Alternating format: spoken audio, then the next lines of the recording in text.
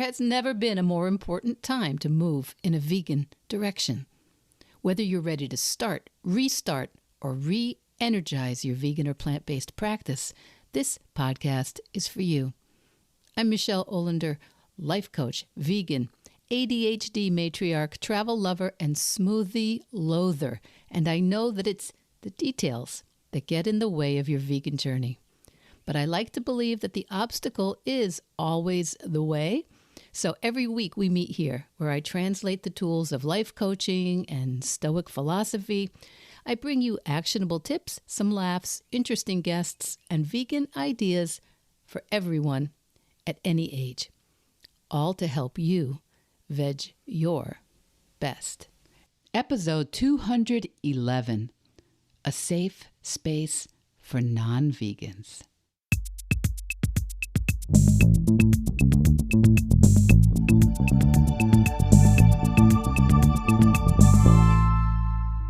Hey, welcome back, my veg your bestie. Welcome back. I believe this podcast will drop September 17th, which seems like we are really flying through the year. And I wanted to offer you a little behind the scenes today, a little behind the scenes of my thought process here at Veg Your Best Central. I think I mentioned in the last podcast, or maybe it was the one before, that I've been getting much more interaction on the YouTube page where we make the podcast available. It isn't a video, so don't get excited. You won't see me like Larry King. Oh my gosh, that is a deep cut. Forget that. Nobody remembers Larry King, right? You won't see me recording, but it's just the card of the podcast. But you can hear the audio. But some people are on YouTube regularly. Some people, that's where they get their content, and I'm glad that it's getting more listens over there. I am. But, or should I say, I try not to say but, and I have also gotten a bunch of trolling style comments on the episodes, which, honestly, I really never get that on my posts on Instagram or LinkedIn, and really pretty rarely on Facebook. But my husband was saying, for goodness sakes, just block them. Just block them. And I was thinking, I don't know. Is that what I want to do? And I'm going to just let you in on, how we practice our lives as vegans or as vegan content producers or just as human beings. It's not just A goes to B goes to C. We really are trying to be thoughtful and thinking about how do we want to show up. So I was thinking, is it what I want to do just to block them? Because I feel like that's, in some ways, I feel like it's just throwing more attention and energy and oxygen on those comments and on the people who do things like that. And I feel like that's more than I wanted to do. And I don't know, I'm not a snowflake. At least I don't consider myself a snowflake. I sort of think, you know what, they can say what they want. But then I got some comments where the people who do enjoy the content felt really uncomfortable. They felt really uncomfortable seeing those comments that were designed to, I can only imagine that those troll comments were designed to bully a little bit. Because it wasn't as if, in those cases, anyone had bothered to make an argument or a case against what we do here at Veg Your Best. And it wasn't as if they had even, as far as I could see, listened to the podcast. They were just reacting to the existence of the podcast. So, I thought it actually made them look uninformed and mean-spirited and irrelevant, actually. But I did see a couple of posts from people who were enjoying the podcast content and felt that they were right there in a mean-spirited, uninformed place when they saw those comments, and that was unsettling and unpleasant for them. So I wanted to discuss that just a tiny bit this week, the idea of a safe space. And that's not, sometimes it gets a little teased, that idea. It's I guess that's the wrong word, mocked. I guess I should say that the idea of a safe space has sometimes in the media been kind of mocked, that it gets us all to take refuge in echo chambers and silos where we think we won't be triggered by quote unquote ideas and voices and people that we don't like or don't want to hear or don't feel comfortable around. And personally, I'm kind of working this out as I'm talking to you today. Personally, I kind of feel like it's a good thing as a rule to hear points of view that aren't currently my own. And for example, the biggest example would be I probably would not be vegan today if I had never been exposed to vegans and to information about the conditions in animal feeding lots and the effect of animal agriculture on the planet and on the humans employed in factory farming and slaughterhouses and the effects on our personal and public health. So it is that exposure to things that really weren't information, it wasn't information I was drawn to, has changed my life. But I do agree. Okay, sorry, not but. I'm trying not to say but. And I do think there's also a difference between sharing the information and opinions you have with people who either don't know or don't know yet or don't agree or don't care. I think there's a difference between well-meaning engagement and sharing of views and this thing we call trolling, which is just writing mean-spirited or personal attacks on comments. Now, I think it's also a bit of a vegan meme stereotype. Vegans are accused of being very thin-skinned, but I think it's true. Vegans are not, did I say but again? I'm trying not to. Vegans are not the only ones who can be thin-skinned. Vegans are not the ones pretending they don't know the grisly process that brought that innocently nondescript shrink-wrapped animal flesh into the fridge, right? And that was me 10 to 15 years ago. 10 years ago, I committed, but it was about a 5-year probably process where I was keep moving in. We've talked about that, right? My excusitarianism. So me, over 10 years ago, thinking the idea that vegan was a little much, a little over the top. Maybe even I thought, if you'll forgive me, a little extreme about something that was not one of the top 10 issues facing our communities or our planet. Could I, though, have imagined trolling a vegan social media post or being deliberately antagonistic on someone's YouTube or podcast channel? I don't know. That doesn't really sound like me, I don't think. But as someone who has had a pretty complete shift in thinking on this topic over the past 15 years or so, because of that mind shift, my emotions, my actions, my life have all changed overwhelmingly for the better. So I want to be one of those vegans who does not condemn anyone for not coming to my ideas of thoughts about the subject in the same way at any given moment in time. So to be in some integrity with myself, I've had to puzzle over whether I want to be removing comments on my YouTube channel if I don't like them. And my husband, he was unambiguous in saying basically, let them expletive themselves. Let them get their own YouTube channel. And it didn't feel clean to me, It didn't feel right to me. And I think this is a concept that is kind of timely in our society, way beyond the specifics of vegan content or my YouTube. An intolerance of what other people say or write, and also attaching threat to what people say or write. Many of us have personally and physically experienced some level of true physical violence in our lives. And so it's not at all surprising if in those situations we would read into the situation the possibility of some deep threat or menace. But it's also not just an issue for those of us who've actually been in that position, right? Because human beings are always scanning the room. All of us. From day one, sometimes consciously, but always unconsciously scanning the environment. The office, the newspaper, social media. We're scanning with a sort of binary beep, beep, beep, safe, beep, beep, not safe. Safe, safe, not safe. Safe. Think of that when you are not understanding somebody's behavior.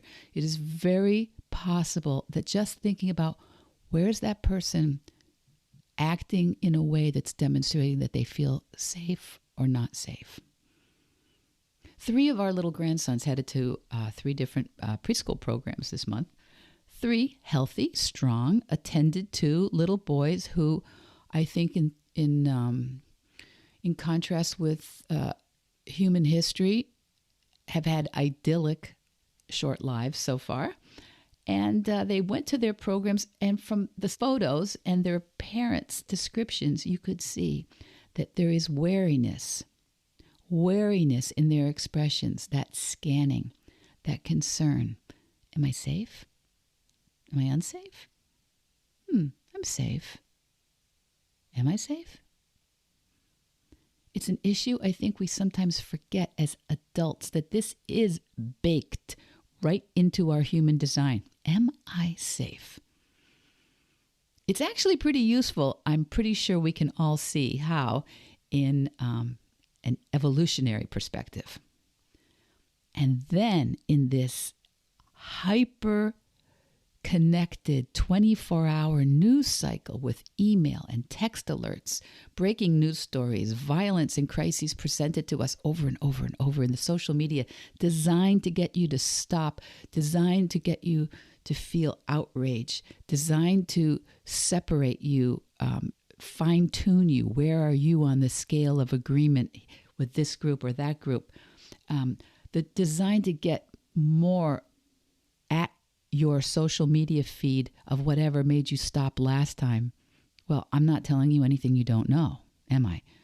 But I am inviting you to have some additional compassion and a little additional scrutiny for where this shows up in your own life and with others, in person and online, who'd get sucked in.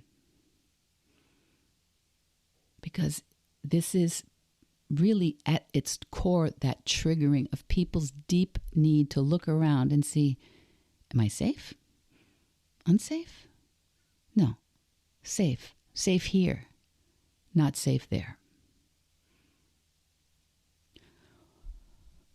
Now, what some people call my wavy, gravy, too tolerant attitude towards not just non-vegans, but people who are dismissive of veganism, this gets me into hot water with other vegans sometimes. I've been called morally relativist and other kinds of fancy things. But as a coach, as a person who truly believes that our understanding about the world evolves, it's not just a binary where some people are good and get it, and other people are less good and don't get it. I believe it's my responsibility to always educate myself and then be an example to the best of my ability. But I for sure cannot educate myself in every important category. I don't think anyone can. So there are good people, better people than myself, who may never actually be exposed to information that finally gets them to think that a vegan direction is where they want to go. So my ramble for today is that primal concern for safety that's at the core of our humanity. This can really complicate communication between vegans and non-vegans in a number of ways, which most of you have experienced in some way, and which I'm sketching out here. And I thought I would just share it with you. It's a piece I'm writing. And the number one I put several of them down, but number one, threat to identity and values. Non-vegans often perceive veganism as a threat to their cultural identity, to their traditions, and their values that they have around food and family. And this can trigger a defensive response as people instinctively protect their sense of self and belonging and either shut down or may display some open hostility. Number two, moral judgment. The ethical stance that many vegans have on animal welfare can be interpreted by non-vegans as moral judgment about themselves, which may feel very threatening. And that perceived threat can lead to, obviously, defensiveness and resistance to open communication. 3, anticipation of judgment. Both vegans and non-vegans anticipate being judged by the other group, and this leads so often to heightened defensiveness on both sides. This anticipation always, maybe not always escalates tensions and makes meaningful communication so much more challenging. Number 4, fear of social rejection. Non-vegans may worry in certain situations about being socially ostracized or judged if they don't conform to vegan ideals, while vegans fear rejection from the mainstream pretty much all the time, and also from other vegans as being insufficiently vegan or vegan for the wrong reasons.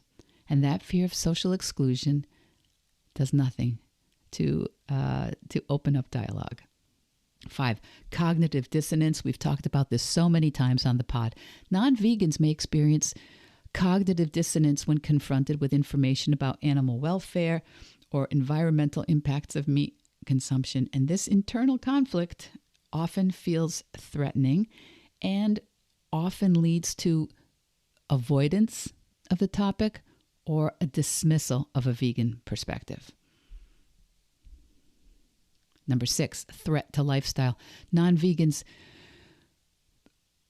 often perceive veganism as a threat to their current choices and life and child-rearing practices and entertainment, and it triggers, again, defensive responses to protect their habits and their preferences. 7, for everybody, information overload. The abundance of conflicting information about nutrition and food safety and the lack of transparency of many of the studies that go on, this can make people feel so uncertain and unsafe about their food choices, and it really complicates discussions for everyone, vegans and non-vegans alike. Number 8, stigma and stereotypes. Both groups hold preconceived notions about each other, leading to assumptions, misunderstandings, and feeling like you already know their best argument, so you don't listen. Now, I have not fully decided what to do about the comments that I interpret or that I call as trolling comments on my YouTube channel. I haven't, not completely anyway.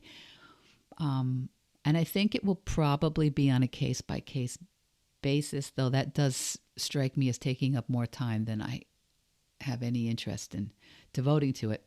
But as an aside, one of the